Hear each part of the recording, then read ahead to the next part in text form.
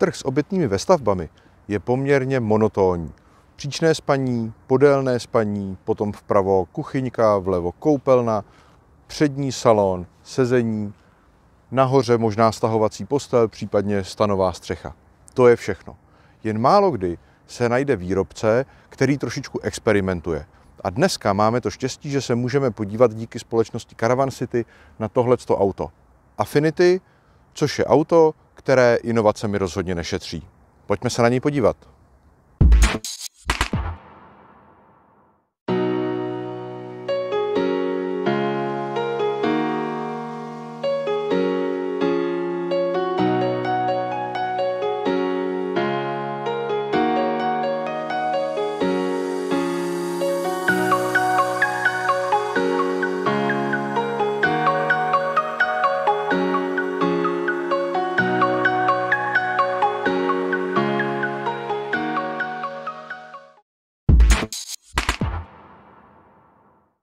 Ahoj, já jsem Honza ze serveru Vanisti.cz a na tohleto auto jsem se těšil už od ledna roku 2020, kdy bylo poprvé představeno veřejnosti. Zaujme především netradičním půdorysem, na který se posléze podíváme, a hlavně dvojitou podlahou, která zajistí tepelný komfort jak v zimě, tak v létě. Nenadarmo značka Affinity spadá do skupiny Kabe. Pojďme se na to auto podrobněji podívat.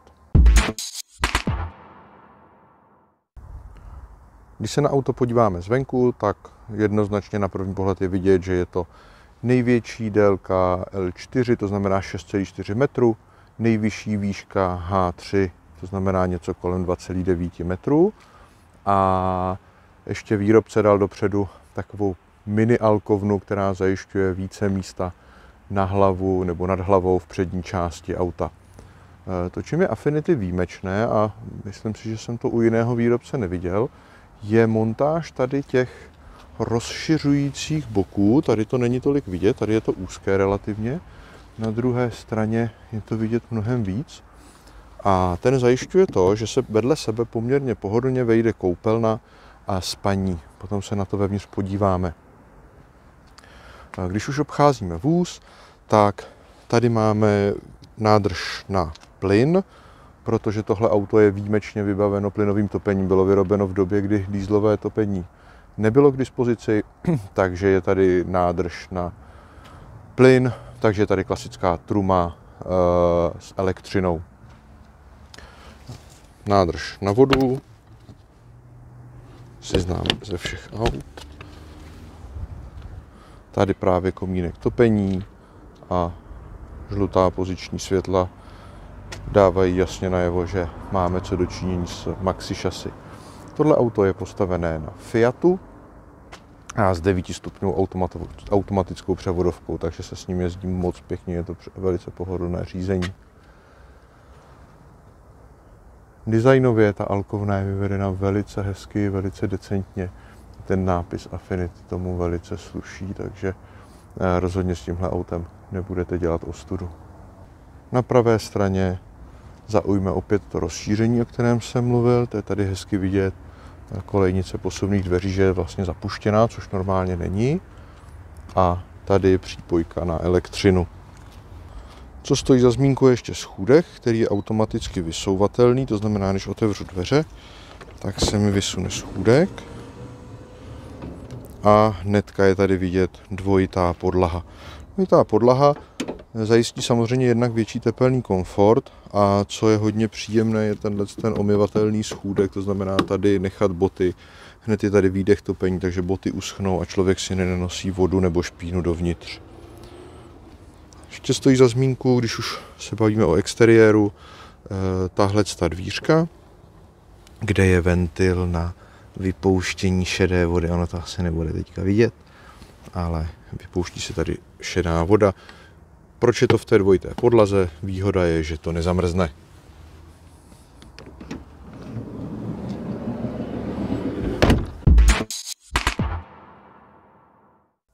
Tak a pojďme se teďka podívat trošku na interiér Affinity. Já začínám trošičku netradičně, že nesedím na přední sedačce, ale sedl jsem si sem na tuhletu lavici, protože tahle lavice a ten přední salon obecně mně přijde, že je to jako jedna z těch nejinovativnějších částí, kterou v Affinity mají. První věc, když se podíváte, sedím na té lavici, tak ta lavice je výrazně širší než v řadě ve staveb. Jo? To znamená, vedle mě v pohodě se vejde další dospělý člověk. To je první věc. Druhá věc, potom netradiční, tady ta polička, kde jsou držáky na nápoje, tady potom dál je bezdrátová nabíječka, na to se můžeme potom podívat. A stejně tak, tady je zajímavá tahle ta kapsa, do které se složí stolek na cestu. To znamená, odpadá tady taková ta starost, no jo, já bych ten stolek sundal, ale kam ho mám dát na jízdu, tak tady je na to moc hezky připravené místo. Stejně tak je tady už na tomhle záběru je pěkně vidět vlastně, jak ta kuchyňka tady chybí, že je tady prostě jenom taková víceméně úzká odkládací deska, která končí potom hlubší poličkou, jsou tady skřínky, zásuvky, zase si to potom projdeme podrobněji. Díky tomu, že tady chybí ten hluboký kuchyňský blok, může být ta lavice širší a přesto je tady velice prostorná ulička. Pojďme si to ukázat. Když půjdu tady dozadu, tak tady je vidět, jak já v pohodě projdu. Díky tomu, že tady nejsou hluboké skřínky, tak já se sem krásně vejdu a můžu tady takhle zajít do kuchyně. A když jsem v kuchyni, tak zase tady může někdo procházet. To je věc třeba, která mě se na tomhletom autě hrozně líbí, nebo nejenom mě, i rodina tohleto ocenila, že v téhle vestavbě se můžou pohybovat v pohodě po tom autě 2 lidi, občas i 3 a úplně si nepřekáží. To znamená, vždycky se tady najde úplně bezproblémové místo, kde se dá vytočit. Takže to je další věc, která určitě stojí u Affinity za zmínku. Vzadu je tady potom koupelna, podélná postel, ukážeme si to trošičku podrobněji. Takže pojďme teďka na to podrobnější prohlédnutí interiéru. A jako vždy začneme od předního salonu, respektive od podvozku.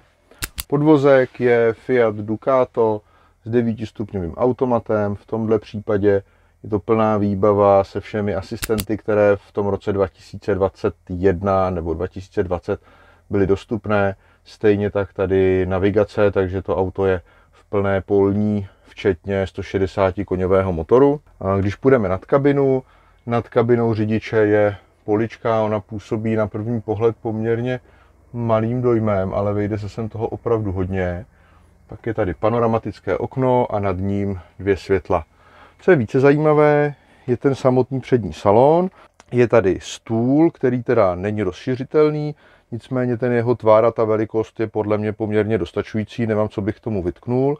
A samozřejmě, o tom jsem už mluvil, je tady ta veliká lavice rozkládatelná na palandu, případně jednolůžko. To si za chviličku ukážeme, jak se rozkládá.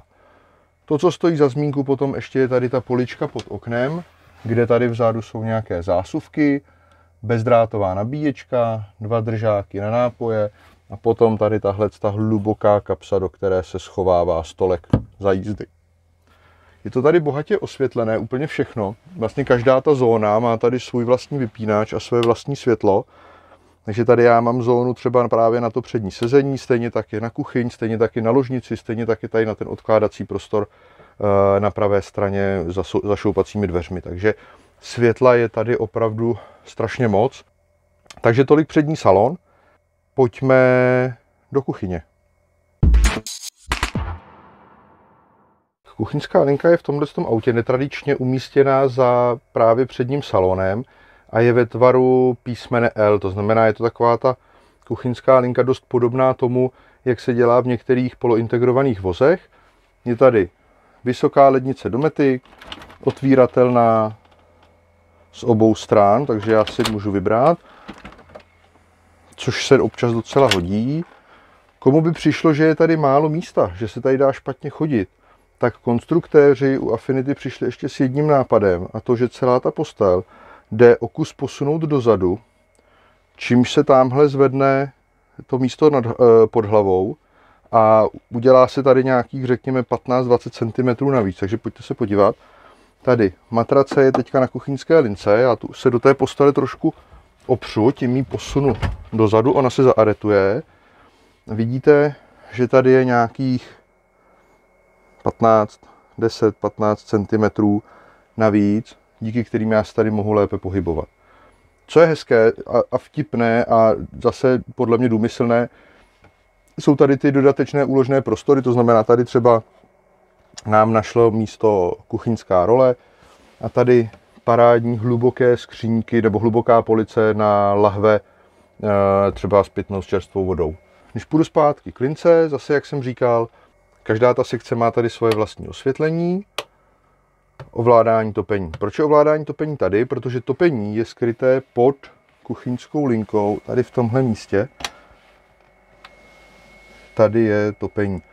Je vidět, že je níž, protože ta podlaha je tady dvojitá, takže tady je využitý i ten prostor, že je sem zadané to topení. Nijak nehlučí, není slyšet. Paradoxně hlučnější je ta lednice než to topení.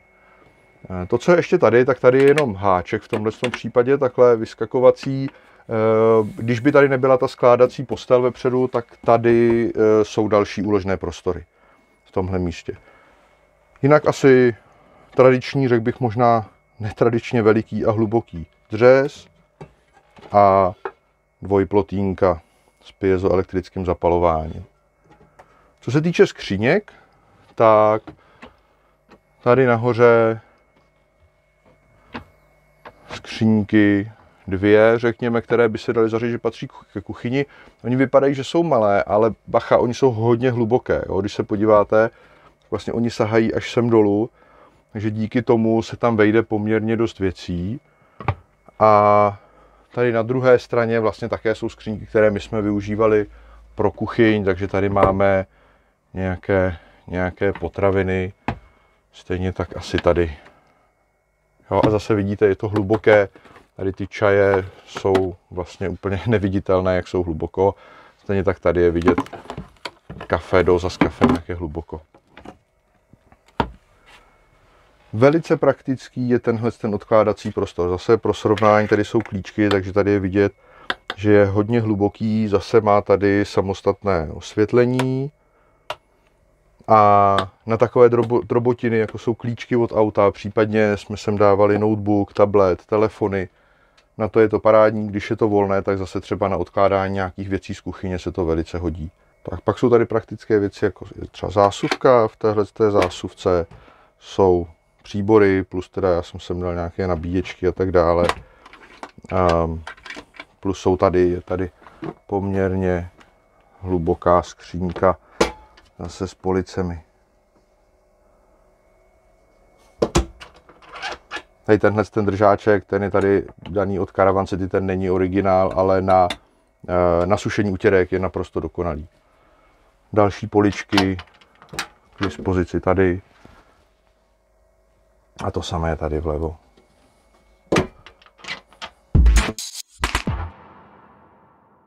Teď se pojďme podívat na zadní lůžko. To zadní lůžko je dlouhé něco lehounce přes 190 cm, šířka 129, tady od téhle stěny koupelny až tady vlastně ke stěně sem, takže tamhle třeba jak je ten výklenek vidět, tak třeba na hlavu ten prostor je maličko uší.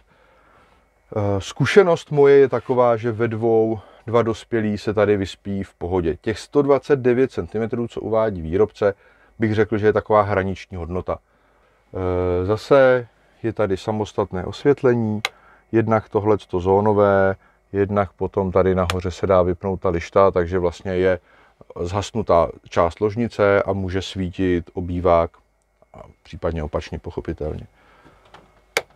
Dále tamhle vzadu zásuvka na dobíjení, držák na mobilní telefon a ještě tady ze spoda dvě světýlka, čtecí lampičky a úložný prostor. Když si otevřeme ty skříňky, tak zase na první pohled nevypadají, ale jsou poměrně prostorné, jsou hluboké a vejde se tam toho poměrně hodně. To samé tady. Asi nemá smysl otvírat všechny.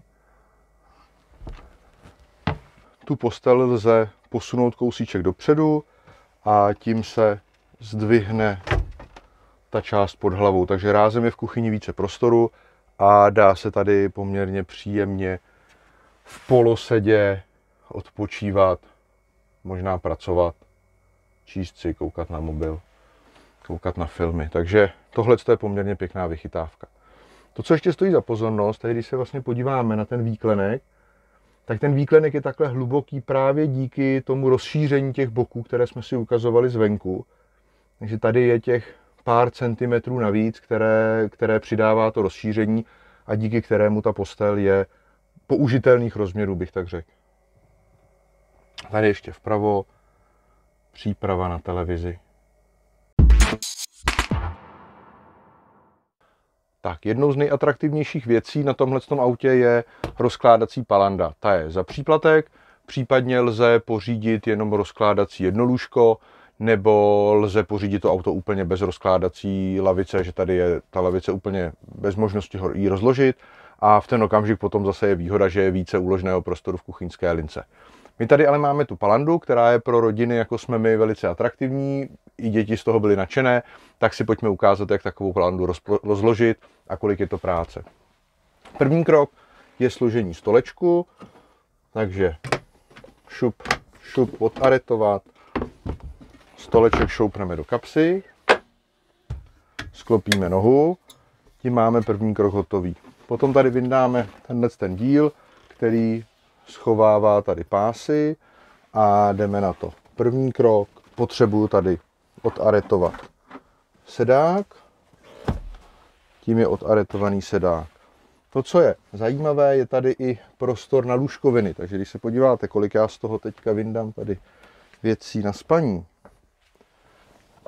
tady potom je díl zábrana, aby děti nepadaly dolů, potom je tady další peřina, 2 polštáře, 2 deky, takže vidíte, že je tam toho místa opravdu hodně, takže mám tady první část postele, tom je tady takovýhle návlek, protože se ta palanda opírá o ten opěrák, tak aby se nepoškodil, tak je tady návlek, beru druhou pojistku a tím odaretuji. Vidíte, je to na vzpěry plynové, takže žádná práce s tím není. Tady je to na magnet. A teďka potřebuju si maličko sklopit tu opěrku, nebo možná nepotřebuju, v tomhle případě potřebuju. Takže mě to tady krásně takhle visí. Já si tady pomůžu, sklopím o kousek opěrku. Teď už mě to půjde nahoru. Jasný. Mám to připravené, magnetem spojené, takže teďka už si to tady jenom tu opěrku vrátím zpátky. Tak a v tenhle okamžik horní postel je hotová. A jdu na dolní, vytáhnu a lůžko je ready. Když se podíváte, tak to lůžko je tak veliké, že i já se sem v pohodě vejdu, dám si dozadu nohy a úplně v pohodě bych se tady vyspal. Mám tady ještě kousíček místa nad sebou, takže mých 186 cm tohle může použít jako plnohodnotné spaní. Což je rozhodně paráda, to kde jaké rozkládací lůžko nejen ve vestavbě nabídnout nedokáže. A jak se to skládá zpátky? Zcela opačně, to znamená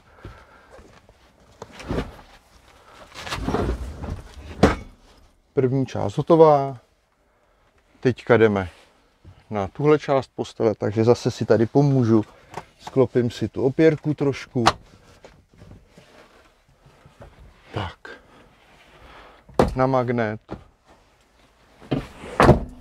sklopím, zaaretuji, já tam teďka nebudu dávat ty lůžkoviny, postel je hotová, sedačka je hotová. Takže když bych sem vyndal stůl, máme hotové sezení. Takže vidíte, že složit tu palandu je otázka chviličky. Koupelna našla v Affinity místo vedle postele a je to velice podobné jako Globe Traveler, má model, a teďka přesně nevím který, napíšu to sem do videa, který má to uspořádání vlastně stejně. Takže tadyhle venku já si rozsvítím v koupelně a můžeme se tam jít podívat.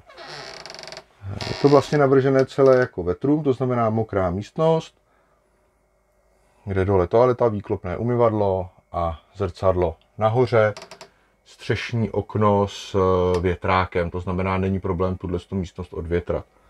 Když se podíváme sem, tak výklopné umyvadlo na plynových vzpěrách, vedle tady potom baterie na sprchování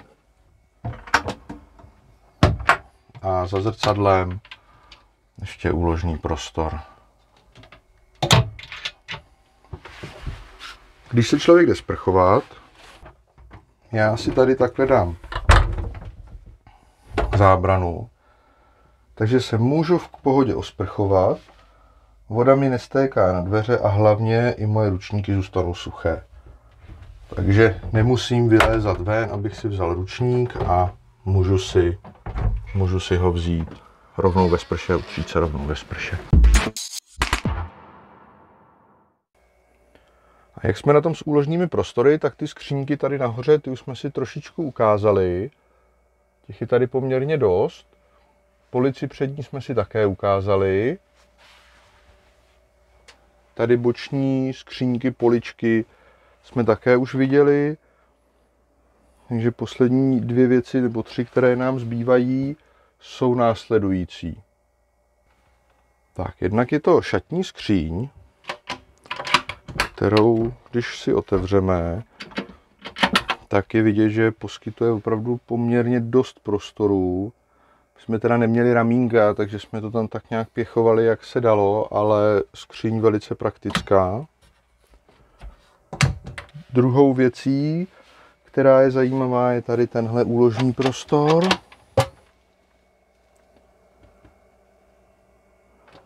A potom samozřejmě garáž. Na tu se podíváme zvenku, nicméně v tuhle chvíli, co stojí za zmínku, jsou tahle dvířka. Já je teda, mě nejdou otevřít, já tam mám ze zadu nějaké věci. Nicméně, ta jsou tady proto, že i ve spojitosti s tím deklem dokážete do toho zakvazadlového prostoru dát delší věci, které byste tam normálně nevešly. To znamená, pokud máte třeba dlouhá kola, tak si můžete zvednout postel, buď z garáže, nebo tady. Jo.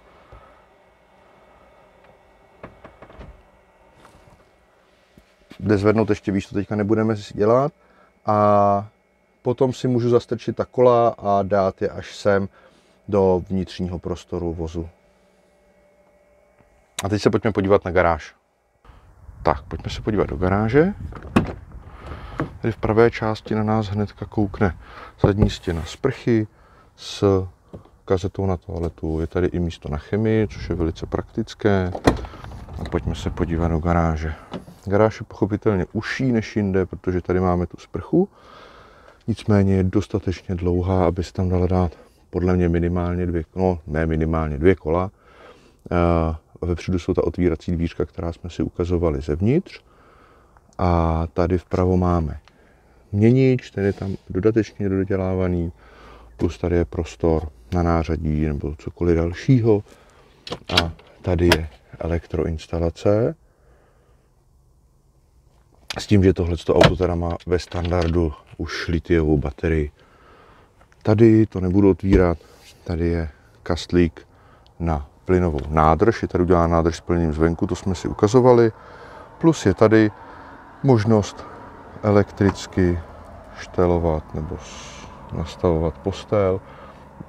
Tohle ovládání je jak uvnitř, tak venku, takže z obou stran se dá s tím hýbat. Takže si to pojďme teďka vysunout nahoru, aby jsme se podívali, kolik prostoru tady pak zbyde. Vidíte, že to jde opravdu vysoko. Tak. A teďka je tady skutečně hodně místa. Pochopitelně uvnitř zase ta postel bude užší o ten kus. A už tam budou skřínky, ale ty skřínky, jak nejsou tak hluboké, jako v jiných výstavbách, tak zase nebudou až tolik vadit. Tak, pojďme si to zase spustit dolů. A nádrž na vodu je klasicky tady u levého zadního kola. Uvnitř vozu, pochopitelně. To bylo představení Affinity. Upřímně já musím říct, že jsem od tohohle z toho auta na začátku čekal hodně. Já jsem se na něj opravdu moc těšil. A trošku, jak se ten test blížil, tak jsem se čím dál tím víc bál, jestli náhodou nebudu zklamaný. Musím říct, že mě to Affinity i přes moje vysoké očekávání velice mile překvapilo. Ten prostor je úplně neuvěřitelný a musím říct, že tenhle ten layout nebo tenhle ten půdorys považuji za jeden z nejlepších pro 4 osoby. Ta palanda je naprosto dokonalá, děti z toho byly nadšené, je to pevné, nikdo z toho nespadne, je tam spousta místa, spousta prostoru. V případě, že by se to objednalo jenom s tím jedním dodatečným lůžkem, je to normálně plnohodnotné lůžko pro dospělého, není to žádná nouzovka, jako bývá v jiných vozidlech.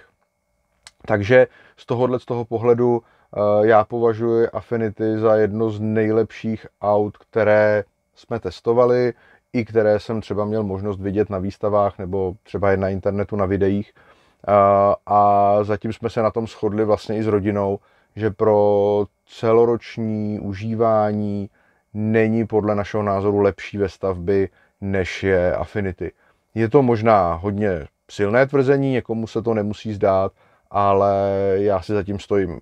Samozřejmě, co může někomu připadat jako velká nevýhoda, je doložnost. Ano, to auto není úplně z nejlehčích, na druhou stranu je potřeba to porovnávat s tím, jakou výbavu nabízí. Dvojitá podlaha, automatická převodovka, maxi šasy, 6,4 metru délka, H3, to znamená 2,9 metru výška, plynové topení s plněním lahve nebo nádrže zvenku.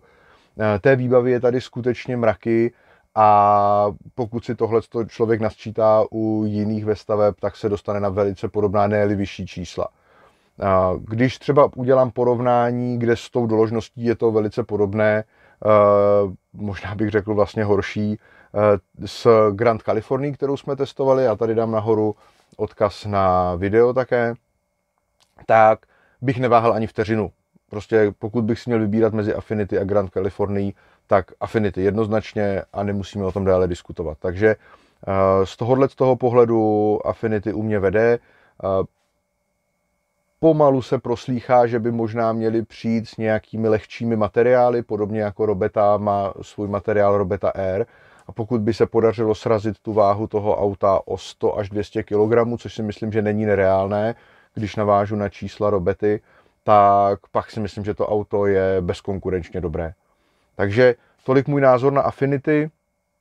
Koukněte případně na detailní články z toho testu na webu, případně na další testy u nás na webu a sledujte nás na Facebooku, na Instagramu.